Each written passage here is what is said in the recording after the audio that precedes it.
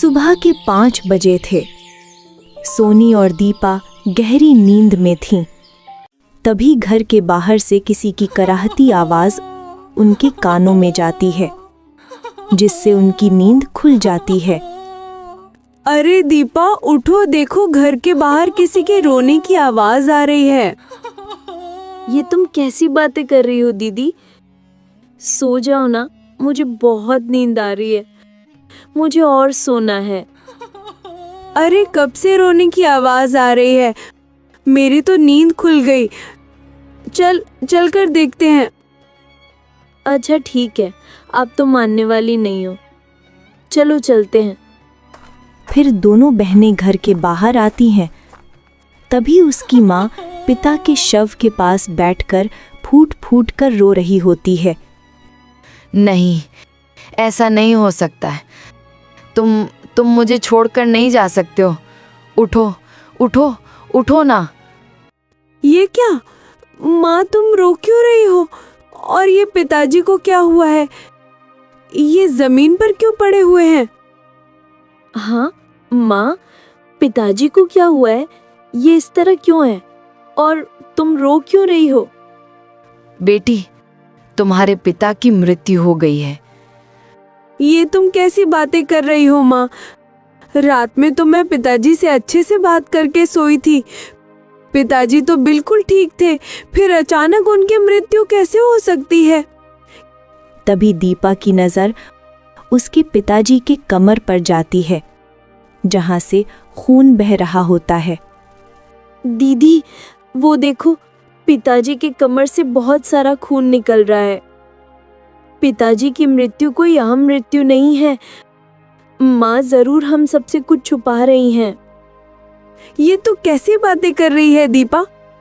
हमारे पिता की मृत्यु हो गई और तू ये कैसी अनाप शनाप बातें कर रही है? चुप हो जाओ। इस वक्त हमें सिर्फ पिताजी के अंतिम संस्कार पर ध्यान देना है। भगवान ने हमसे पिता को छीन लिया और इतने दुख की घड़ी में भी तू अपनी शैतानी दिमाग चला रही है। फिर नीलिमा अपने मन में सोचती है, मैं इन्हें सच्चाई का पता नहीं लगने दूंगी, वरना पता नहीं क्या होगा हमारी बच्चियों के साथ। फिर दीपा अपने मन में सोचती है, नहीं, कुछ भी हो जाए, मैं सच्चाई का पता लगा के रहूंगी कि बुखार लगने से तो मेरे पिता की मृत्यु नहीं हो सकती है। चाहे कुछ भी हो जाए, मैं अपने पिता को न्याय दिलाऊंगी। सभी रोते पीटते पिताजी का अंतिम संस्कार करते हैं। अंतिम संस्कार के बाद अगली रात सब सो रहे होते हैं। अभी सही वक्त है, मुझे बाहर जाकर अच्छे से जांच पड़ताल करना चाहिए कि मेरे पिता को किसने मारा है। इतना कहकर दीपा चुपके से उठ जाती है और घर के बाहर कुछ ढूंढने लगती है। ढूंढते ढूंढते दीपा एक झोपड़ी के पास पहुंच जाती है। फिर दीपा अपने मन में सोचती है, झोपड़ी के पास इतनी रात को कौन बातें कर रहा है? मुझे जाकर देखना चाहिए। और आवाज भी कुछ जानी पहचानी सी लग रही है, जैसे मैं इस आवाज को बहुत करीब से जानती हूँ। दीपा झोपड़ी के पास जाती है और छुपकर देखने लगती है। किसी को कुछ पता नहीं चला है। अब बस आगे का काम बचा है, उसे भी किसी तरह कर लेंगे। हाँ, तुमने बहुत अच्छा काम किया है। फिर दीपा अपने मन में सोचती है, ये क्या? ये तो मेरी माँ है। काम हो गया की बात, यानी कि मेरे पिता के बारे में बात कर रही है। और ये कैसे हो सकता है? ये व्यक्ति कौन है? मैं तो चेहरा भी नहीं देख पा रही हूँ। कौन है? और ये मेरी माँ से छुपकर क्यों मिल रहा है? इतने सारे सवाल मेरे मन में हैं। दीपा काफी देर तक उन दोनों की बातें सुनती है, लेकिन बहुत सारी बातें पूरी तरह सुन नहीं पाती है। फिर दीपा अपने मन में सोचती है, इतने वक्त से मैं सारी बातें सुन रही हूँ, पर उतना सुन भी नहीं पाई। लेकिन मेरी माँ पिता की हत्या कैसे कर सकती है? फिर दीपा घर आती है। फिर दीपा अपने मन में सोचती है, अब जाकर देखती हूँ माँ बिस्तर पर है या नहीं। दीपा बिस्तर हटाती है। यहाँ पर सिर्फ तकिया रखा है। तो ये सच है, यानी कि वो माँ सचमुच उस व्यक्ति से मिलकर मेरे पिता की हत्या करने की कोशिश कर रही थी। मुझे इसका पता लगाना ही होगा और माँ को रंगे हाथ पकड़ लूंगी, चाहे मुझे इसके लिए जो करना पड़े। तभी अचानक कदमों की आहट आने लगती है। माँ आ गई। मुझे सोने का नाटक करना चाहिए, नहीं तो उन्हें पता चल जाएगा कि मैंने उनकी सच्चाई देख ली है। दीपा जल्दी से सोने का नाटक करती है। फिर नीलिमा अपने मन में सोचती है, चलो, अभी तक दोनों सो रही हैं। किसी को आखिर पता नहीं चला कि मैं कहाँ गई थी। ये सोचकर वो जल्दी से सो जाती है। फिर दीपा अपने मन में सोचती है, माँ कितनी आराम से सो गई, इन्हें तो कोई फर्क ही नहीं पड़ा। अगर मैं ये बात दीदी को बताऊंगी तो वो यकीन नहीं करेगी। कहीं माँ और दीदी दोनों ने मिलकर तो ये सब नहीं किया। अगर दीदी ने किया होगा तो मैं उसे भी नहीं छोड़ूंगी। पिताजी, कुछ भी हो जाए मैं आपको न्याय दिला कर रहूंगी। फिर वो सो जाती है और सुबह होते ही फिर नीलिमा अपने मन में सोचती है, मुझे अब निकलना होगा। वो जल्दी से घर से निकल जाती है। फिर दीपा अपने मन में सोचती है, माँ कहाँ जा रही हैं? मुझे उनका पीछा करना चाहिए। वो चुपचाप उनका पीछा करने लगती है। नीलिमा एक झोपड़ी में जाती है। फिर दीपा अपने मन में सोचती है, माँ फिर से उसी झोपड़ी में आई हैं। वहां तो वही व्यक्ति खड़ा है। आज मैं उस व्यक्ति का चेहरा देखकर रहूंगी। रात में नहीं देख पाई थी। दीपा जाने लगती है कि उसके पैर से आवाज आ जाती है। जल्दी, हमें यहाँ से भागना चाहिए। लगता है कोई हमारा पीछा कर रहा है। तुम चिंता मत करो, हमें कोई नहीं पकड़ पाएगा। नीलिमा छिप जाती है और वो व्यक्ति भाग जाता है। ये क्या, मेरी फूटी किस्मत, वो भाग गया। मुझे उसका पीछा करना चाहिए। वो भागती है, पर कुछ दूर जाकर वो व्यक्ति घने जंगल में गायब हो जाता है। ये तो गायब हो गया। मेरी सारी मेहनत बेकार चली गई। अब मैं क्या करूं? न माँ पकड़ी गई, न उस आदमी का चेहरा देख पाई। अब क्या करूं? थकी हारी दीपा घर लौट आती है। अरे दीपा बेटी, कहाँ गई थी? खाना खा लो, मैंने बना दिया है। फिर दीपा अपने मन में सोचती है, माँ इतनी बिंदास कैसे रह सकती हैं? अभी अभी उस आदमी से बात करके आई हैं और अब ऐसे पेश आ रही हैं जैसे कुछ हुआ ही नहीं।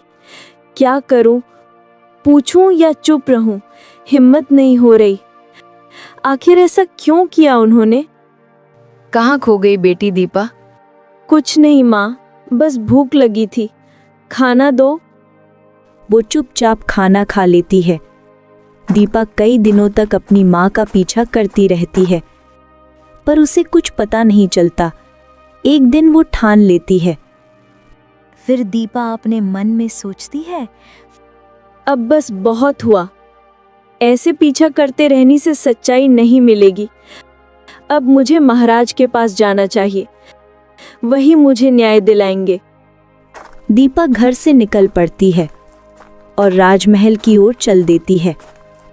लड़की, तू कौन है और राजमहल में क्यों जा रही है? मुझे महाराज से मिलना है, बहुत जरूरी काम है। अभी महाराज पूजा में हैं। कुछ देर इंतजार कर लो। नहीं, मुझे अभी और इसी वक्त मिलना है। ये बहुत जरूरी है, आप मुझे महाराज के पास ले चलिए। तुम बहुत जिद्दी लड़की हो। ठीक है, चलो। वो दीपा को लेकर दरबार में आता है। महाराज, ये लड़की आपसे मिलने की बहुत जिद कर रही थी। मैं अभी पूजा कर रहा हूं, किसी से नहीं मिलूंगा। महाराज, मैंने इसे बहुत समझाया, पर यह जबरदस्ती करने लगी, मजबूरी में लाना पड़ा। ठीक है, तुम दरबार में इंतजार करो, पूजा खत्म करके आता हूं। फिर कुछ देर बाद महाराज आते हैं। कहो पुत्री, तुम्हें क्या परेशानी है? इतनी जल्दी क्या थी कि इंतजार भी नहीं कर सकी?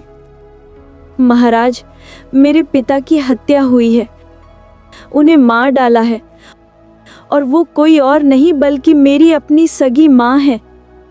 मैं चाहती हूँ कि उसे सजा मिले। क्या एक पुत्री अपनी मां पर ऐसा आरोप लगाए? तुम्हारे पिता की हत्या कोई और भी कर सकता है, तुम्हारी मां ही क्यों? नहीं महाराज, मैंने अपनी आंखों से देखा है। माँ एक अपरिचित पुरुष से रातों में मिलती है, और दिन में भी कई बार मैंने उन्हें रंगे हाथ पकड़ने की कोशिश की, पर वो आदमी हमेशा भाग जाता है। मेरी माँ सबके सामने ऐसे रहती हैं जैसे कुछ हुआ ही नहीं। मेरे पिताजी बहुत भोले भाले थे। माँ ने उन्हें मारकर बहुत बड़ा अपराध किया है। मैं न्याय चाहती हूँ, चाहे सजा मेरी माँ को ही क्यों ना मिले। ठीक है, अगर तुम्हें इतना यकीन है तो हम तुम्हारी मां से भी बात करेंगे। सैनिक, इसकी मां को यहां लेकर आओ। थोड़ी देर बाद सैनिक नीलिमा के साथ सोनी भी दरबार में आ जाती हैं। महाराज, मुझे क्यों लाया गया है? मैंने तो कोई अपराध नहीं किया, कृपया हमें जाने दीजिए। ये बात तुम मुझसे नहीं, अपनी बेटी से पूछो। उसी ने कहा है कि तुमने अपने पति की हत्या करवाई है। दीपा, तुम कैसी बातें कर रही हो बेटी? क्या तुम्हें कोई भ्रम हो गया है? झूठ मत बोलो अपनी गंदी जुबान से। मुझे बेटी मत कहो। तुमने मेरे पिता की हत्या की है। तुम हत्यारिन हो। तुम्हारी जगह कारावास में है, घर में नहीं। दीपा, तुम क्या कह रही हो? तुम्हें होश है? माँ निर्दोष है। अभी महाराज से माफी मांगो और कहो कि तुम अपना बयान वापस ले रही हो। नहीं दीदी, मैं अपना बयान कभी वापस नहीं लूंगी। मैंने सब अपनी आंखों से देखा है। माँ उसी आदमी से मिलती है और उन्होंने ही पिताजी को मारा है। अब और बर्दाश्त नहीं होगा। बेटी, मैंने तुम्हें 9 महीने कोख में रखकर जन्म दिया और तू यही सजा देगी? हाँ माँ, आपने मुझे जन्म दिया, पर इसका मतलब ये नहीं कि आपको मेरे पिता को मारने का अधिकार था। मैं अपने पिता को न्याय दिलाऊंगी, चाहे इसके लिए मुझे कुछ भी करना पड़े। तो फैसला हो गया। सैनिकों, नीलिमा को कारावास में डाल दो। नहीं महाराज, ऐसा मत कीजिए। मेरी बहन पागल है, इसे कुछ समझ नहीं आ रहा। मेरी माँ निर्दोष है। हम किसी की अर्जी यूं ही नहीं ठुकराते हैं। जब तक सच्चाई सामने नहीं आती, नीलिमा कारावास में रहेगी। तुम सब अपनी बात साबित करो, फिर निर्णय होगा। सैनिक नीलिमा को लेकर चले जाते हैं। अब मुझसे कभी बात मत करना दीपा, मुझे तुमसे नफरत है। दीदी, तुम मुझसे नफरत करो या नहीं, पर मैं अपने पिता को न्याय दिलाऊंगी। बस अब उस व्यक्ति को पकड़ना बाकी है जिससे माँ मिलती थी।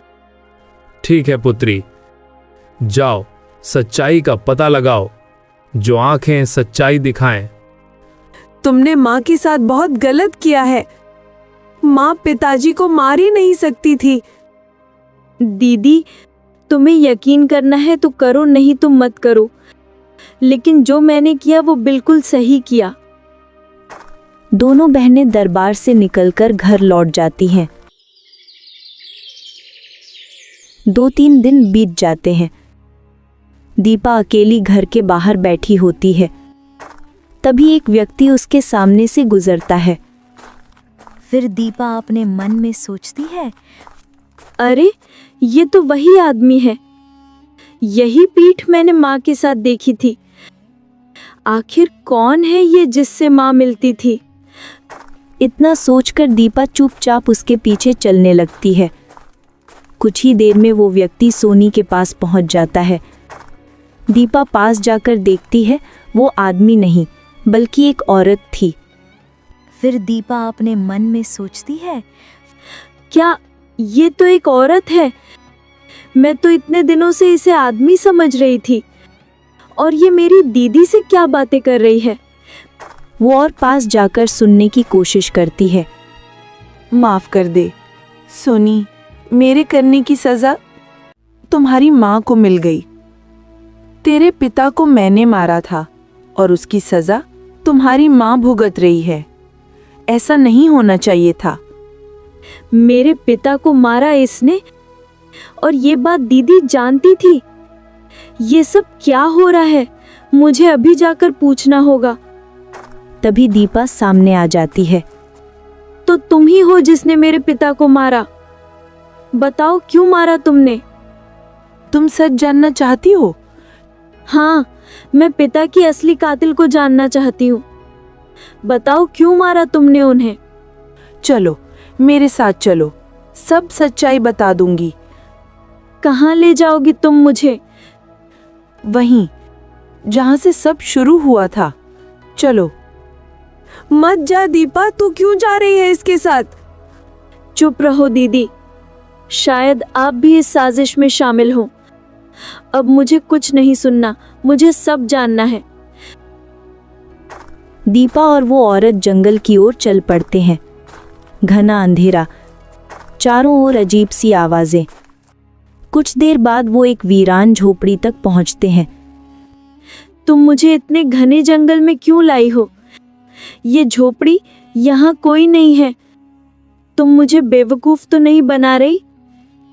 नहीं दीपा, ये कोई झोपड़ी नहीं, ये मेरा घर है।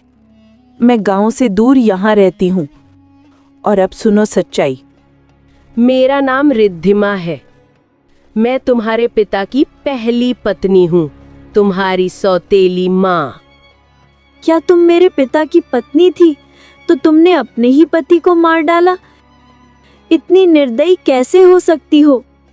क्योंकि मुझे उन्हें मारना ही पड़ा दीपा। उन्होंने मेरी जिंदगी के पूरे 40 साल बर्बाद कर दिए थे।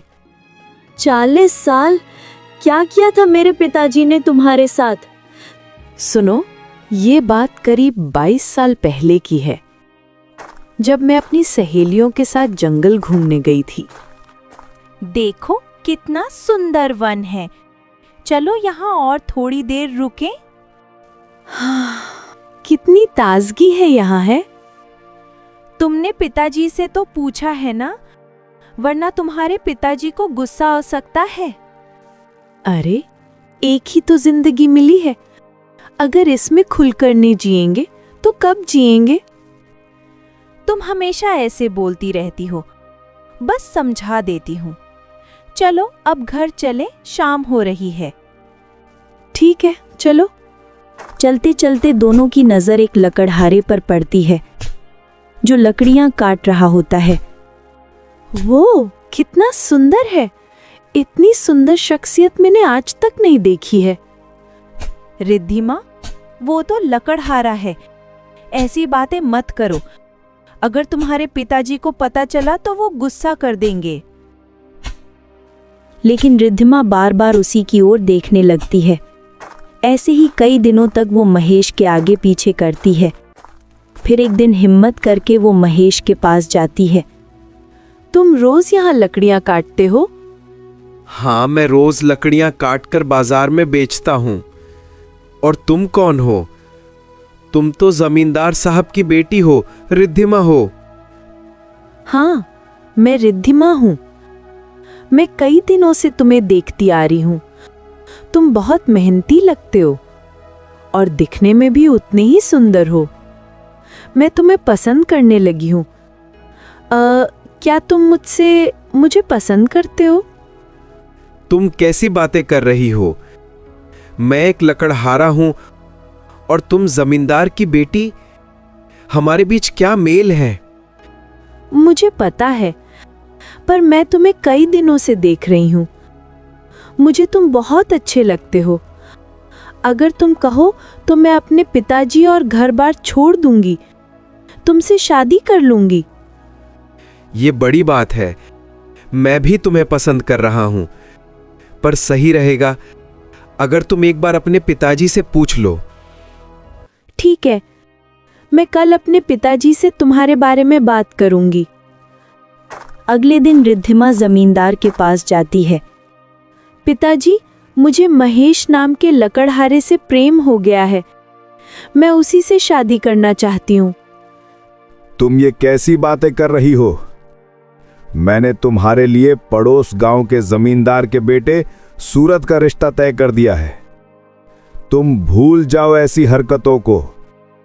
मैं तुम्हें इतनी छूट नहीं दे सकता कि तुम एक लकड़हारे से शादी कर लो, और अगर तुमने ऐसा किया तो मैं तुम्हें घर से बाहर कर दूंगा। जमींदार गुस्से में रिद्धिमा को कमरे में बंद कर देता है। कुछ दिन बीतते हैं। फिर रिद्धिमा अपने मन में सोचती है, भागना ही होगा, नहीं तो पिताजी जबरदस्ती मेरी शादी करवा देंगे। मैं उसके साथ नहीं रहना चाहती हूँ। आधी रात में रिद्धिमा खिड़की से भाग निकलती है और महेश की झोपड़ी पर जाती है। तुम इतनी रात को यहाँ क्या कर रही हो? तुम मुझसे शादी कर लो, वरना मैं आत्महत्या कर लूंगी। पिताजी, मेरी शादी जमींदार के बेटे से जबरदस्ती करवा रहे हैं। मैं उससे नहीं कर सकती हूँ। बताओ, तुम मुझसे शादी करोगे या नहीं? मैं तुमसे शादी करने को तैयार हूँ। कुछ दिनों बाद महेश और रिद्धिमा का प्रेम विवाह होता है। कुछ समय गुजरता है। धीरे धीरे महेश का रवैया बदलने लगता है। एक दिन महेश तालाब के किनारे कपड़े धो रही नीलिमा को देखता है। फिर महेश अपने मन में सोचता है, ये कितनी सुंदर है और ये कपड़े धो रही है। महेश नीलिमा के पास जाकर बोलता है, तुम बहुत सुंदर हो, क्या तुम मुझसे शादी करोगी? मेरा इस दुनिया में कोई नहीं है, मैं ऐसे किसी से शादी नहीं कर सकती, तुम जाओ। मेरा भी इस दुनिया में कोई नहीं। अगर तुम मुझसे शादी कर लो तो हम दोनों मिलकर अच्छा संसार बसा सकते हैं। नहीं, मुझे तुमसे शादी नहीं करनी है। महेश लगातार नीलिमा का पीछा करता रहता है और एक दिन अचानक वो नीलिमा से शादी कर लेता है। शादी के बाद महेश रिद्धिमा से कहता है, देखो, हमने शादी कर ली है, तुम यहीं रुको, मैं अपना घर सजा कर आता हूँ। कहाँ गए थे? मैं कब से तुम्हारा इंतजार कर रही थी। अब तुम यहाँ से चली जाओ, मैं तुम्हें अब अपने पास नहीं रख सकता हूँ। ये आप कैसी बातें कर रहे हो? हमने प्रेम करके विवाह किया था, फिर आप ऐसा क्यों कर रहे हो? जो लड़की अपने माता पिता को छोड़कर आ सकती है और उनके बारे में नहीं सोच सकती है, वो मेरा क्या साथ देगी? निकल जाओ यहाँ से। महेश रिद्धिमा को झोपड़ी से धक्का देता है और बाहर कर देता है। भूखी और बेसहारा रिद्धिमा अपने पिता के पास लौटती है। पिताजी, मैं लौट आई हूँ। महेश ने मुझे धोखा दिया, एक बार मुझे रहने की अनुमति दीजिए। तुम यहाँ क्यों आई हो? तुमने हमारे खानदान को कलंकित किया है। तुम्हारे कारण हमारे गांव में इज्जत सब मिट्टी में मिल गया है। अब तुम मेरे घर में नहीं रह सकती, यहां से चली जाओ। तुम मेरे लिए मर चुकी हो। पिताजी, कुछ तो तरस कीजिए, मैं कहाँ जाऊंगी? नहीं, तुम यहां नहीं रह सकती, निकल जाओ। जमींदार उसे घर से बाहर निकाल देता है। कई दिन बीतते हैं। अचानक रिद्धिमा को पता चलता है कि वो गर्भवती है। फिर रिद्धिमा अपने मन में सोचती है, ये क्या? मैं गर्भवती हूँ। अब मैं क्या करूं? महेश ने तो मुझे घर में रहने तक की जगह नहीं दी। मैं कई दिनों से खाई भी नहीं हूँ। भूखी थकी हारी रिद्धिमा गांव में भटकती है और किसी से खाना मांगती है। भाई साहब, कुछ खाने को दे दो ना, मैं कई दिनों से भूखी हूँ। मेरे घर वाले मुझे रखने से इनकार कर रहे हैं। और मैं गर्भवती हूँ। मेरे बच्चे के लिए तरस खाइए। तुम तो जमींदार की बेटी रिद्धिमा हो ना। जा जा, तेरे पिता की इतनी इज्जत तो जो अब कहीं का नहीं रह गई है। तुम तो कलंक हो हमारे गांव पर। हाँ, ऐसे पापिनी को हमारे गांव में भटकने की इजाजत नहीं है। मार डालो इसे। रिद्धिमा वहां से भाग निकलती है और जंगल में शरण ले लेती है। 9 महीने गुजरते हैं और वो एक सुंदर बेटी को जन्म देती है। अब मैं इस बच्चे को दूध कैसे दूं? मैं कई दिनों से कुछ खाई नहीं। मेरी दूध पूरी तरह सूख गई है। रिद्धिमा गांव में खाने की भीख मांगने निकलती है। उसी दौरान उसकी मुलाकात नीलिमा से होती है। तुम कौन हो? इतनी छोटी सी बच्ची, और ये इतना रो रही है। तुम इसे कुछ खाने को क्यों नहीं देती हो? मैं इसे खाना कहाँ से दूं? मेरे पास खुद के खाने के लिए भी 2 वक्त की रोटी नहीं है। रुको, मैं तुम्हें खाना देती हूँ। नीलिमा अपनी झोपड़ी में जाकर कुछ खाना ला देती है। रिद्धिमा भी पीछे पीछे उसके घर तक आ जाती है। ये तुम्हारा घर है? और तुम्हारे पति का नाम महेश है क्या? हाँ, उनका नाम रहेश है। तुम कौन हो, बताओ? मैं उनकी पहली पत्नी हूँ। उन्होंने मुझे धोखा दिया। और ये बच्चा भी उन्हीं का है। मैं जमींदार की बेटी हूँ। अब उसने मुझे निकालकर तुमसे शादी कर लिया। क्या उन्होंने इतना बड़ा धोखा दिया? उन्होंने मुझसे कहा था कि वे अकेले हैं, उनका इस दुनिया में कोई नहीं है। तभी मैंने हाँ कह दी थी। तुम इस बच्ची को लेकर कहाँ जाओगी? मैं डर डर कर ठोकरें खा रही हूँ। इस बच्ची के साथ मैं और कहाँ जाऊं? ठीक है, मैं तुम्हारे बच्चे को रख सकती हूँ। अभी महेश कुछ समय से दूसरे गांव में काम करने गया हुआ है। तुम चाहो तो मैं बोल दूंगी कि ये बच्ची मेरी है। आराम से जाओ, थोड़ा संभल जाओ। तुम सच में कर लोगी? हाँ, मैं अभी इसे कुछ खाना दे दूंगी और देखूंगी कि क्या किया जा सकता है। तुम यहाँ क्या कर रही है? तुमने मुझे धोखा दिया। मैं तुम्हें छोड़ूंगी नहीं। तुम कुछ भी नहीं कर सकती हो। तू तो गांव से भागी हुई हो। गांव वाले तुझे जिंदा नहीं छोड़ेंगे। तेरे पिताजी ने भी तुझे घर ना रखने का फैसला कर दिया है। अब तू यहाँ क्या कर पाएगी? आज कुछ भी हो जाए, मैं तुम्हें जिंदा नहीं छोड़ूंगी। तुम्हें इसकी सजा भुगतनी होगी। महेश थप्पड़ मारता है। रिद्धिमा का दर्द बढ़ जाता है। रिद्धिमा को चिढ़ते हुए हट के साथ एक खंजर निकाल लेती है और महेश पर वार कर देती है। महेश गिर पड़ता है। तभी इस नज़ारे को नीलिमा देख लेती है और दौड़ कर आती है। तुमने ये क्या कर दिया मेरे पति को? क्यों मार दिया? मेरी दोनों बच्चियां, मेरी और तुम्हारी, सबका क्या होगा? मुझे धोखा दिया। उसने मेरी इज्जत मिटा दी। इतना सहना मुमकिन नहीं रहा और आज इसने तो मुझे थप्पड़ भी मार दिया। इस वजह से मैंने गुस्से में ये कदम उठा ली। मुझसे गलती हो गई। अब मैं क्या करूंगी? महाराज तो मुझे कारावास में डाल देंगे। तुमने ऐसा क्यों किया? तुमने अपराध किया, पर मैं तुम्हें सजा नहीं होने दूंगी।